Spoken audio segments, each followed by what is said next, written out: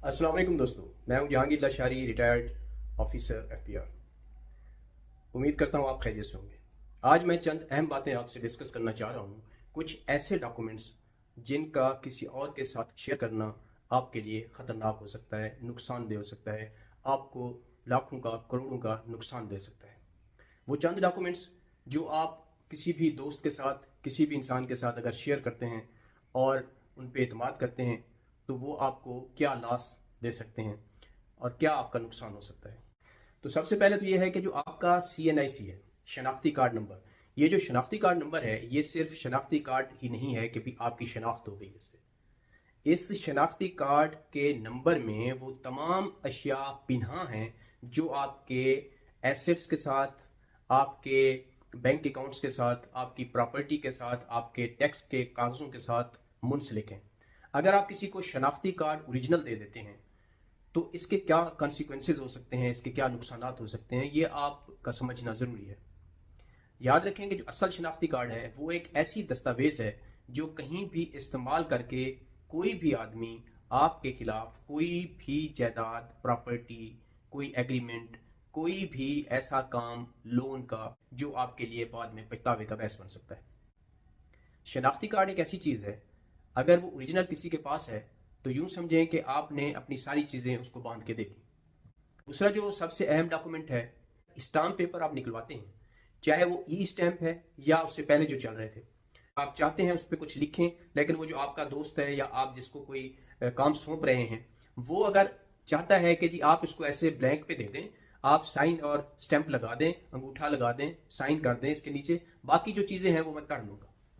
याद रखें कि ये इतनी बड़ी गलती है जिसका बाज़ औक़ात इतना बड़ा खमियाजा भुगतना पड़ता है कि इंसान कहता है कि काश मैं वो टाइम कहीं से ले आऊं और उसको मैं ख़त्म करूं और किसी को स्टाम्प ना दूं। स्टैम्प पेपर ऐसी चीज़ है कि जिस पर आप किसी को लिख सकते हैं कि ये मैंने प्रॉपर्टी इस बंदे को दे दी, एग्रीमेंट लिख सकते हैं, उसमें कुछ लेन देन का मसला कर सकते हैं, उसमें कोई ऐसी बात लिख सकते हैं जो आपके लिए बाद में परेशानी का बायस बनती है।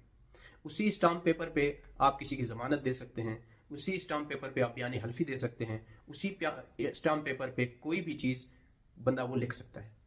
आप ये समझ रहे होते हैं कि इस पे मैंने एतबार किया है और ये जो कुछ मैं लिखवाना चाहता हूँ ये चीज़ उस पर लिख देगी। याद रखें कि जब आप ई स्टैम्प पेपर लें तो उस पर पहले पर्पज़ लिखें। उस पर लिखें कि ये पर्पज़ है इसका, मैं किस लिए ले रहा हूँ। मिसाल के तौर पर अगर आप किसी इनकम टैक्स के ऑफिसर को आप देना चाह रहे हैं तो उस पर लिखें कि जी ये for the purpose of income tax है। आप फर्ज करें टैक्स ईयर है आपका 2025, तो उस पर आप लिखें कि stamp paper for the purpose of income tax for tax year 2025, और वो फिर दे के अपने वकील को दें और उसके सामने अपनी चीज़ें लिखवाएं।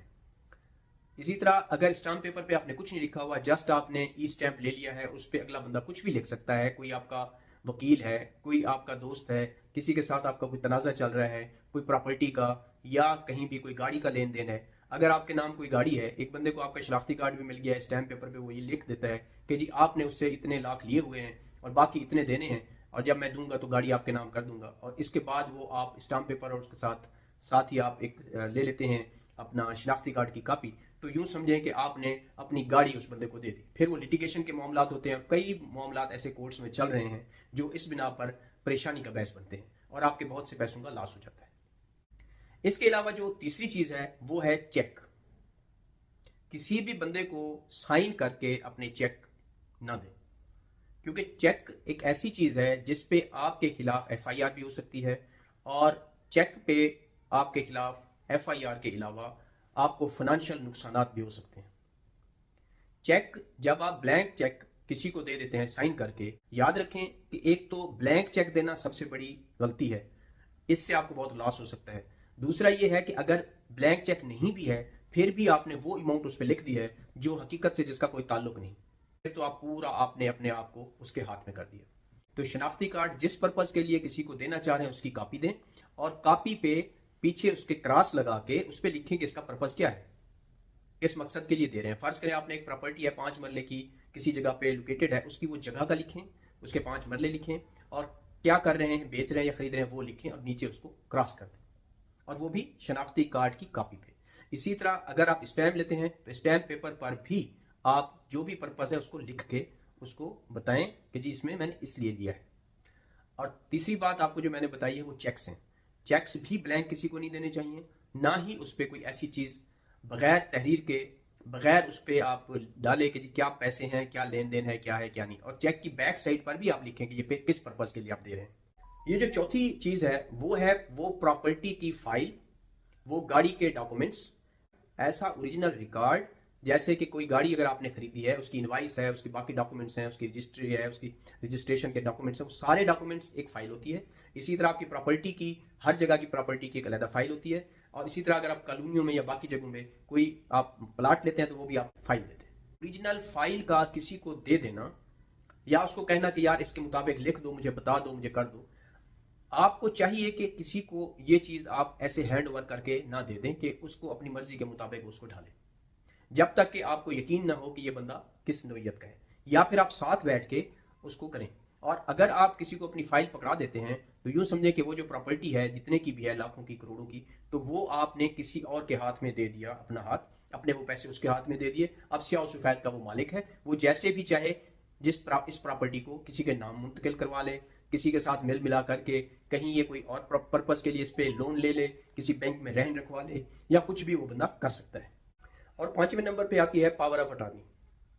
आप किसी को एक पावर ऑफ अटॉर्नी देते हैं और उसको कहते हैं कि जी ये मैंने आपको पावर ऑफ अटॉर्नी दे दी है, फर्ज करें किसी एक जगह के लिए, एक चीज़ के लिए, तो वो जो पावर ऑफ अटॉर्नी है वो भी जिस स्पेसिफिक काम के लिए, स्पेसिफिक चीज़ के लिए आप दे रहे हैं वहां तक महदूद है।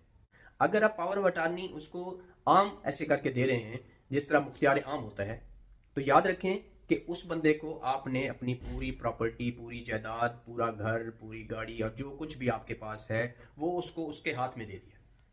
अगर वो बंदा आपका बाएतमाद है, आपका अपना बंदा है, फिर भी आप एहतियात करें और उसको बार बार चेक करें। अब ये जो 5 चीज़ें हैं जो मैंने आपको बताई हैं, इनमें एहतियात अगर आप कर लें तो आप बहुत से ऐसे मसाइल से बच सकते हैं जो आपके लिए कानूनी पेचीदगियां पैदा कर सकते हैं। ये 5 डॉक्यूमेंट्स आप हमेशा सोच समझकर किसी को दें और इस तरीके से दें कि उसका कोई गलत इस्तेमाल ना कर सके। शनाख्ती कार्ड एक ऐसी चीज़ है जिसको देने से पहले आप उसकी कॉपी दें, ओरिजिनल किसी को ना दें और उसको क्रॉस करके दें। स्टाम्प पेपर किसी को ना दें ऐसे जब तक कि उस पर पर्पज़ ना लिखें। चेक ब्लैंक किसी को ना दें साइन करके जब तक कि उस पर वैल्यू और बाकी चीज़ें ना लिखें। और इसी तरह से पावर ऑफ अटॉर्नी भी आप किसी को दे रहे हैं तो सोच समझ कर दें कि आप किसको दे रहे हैं, उससे आपको क्या नुकसान हो सकते हैं।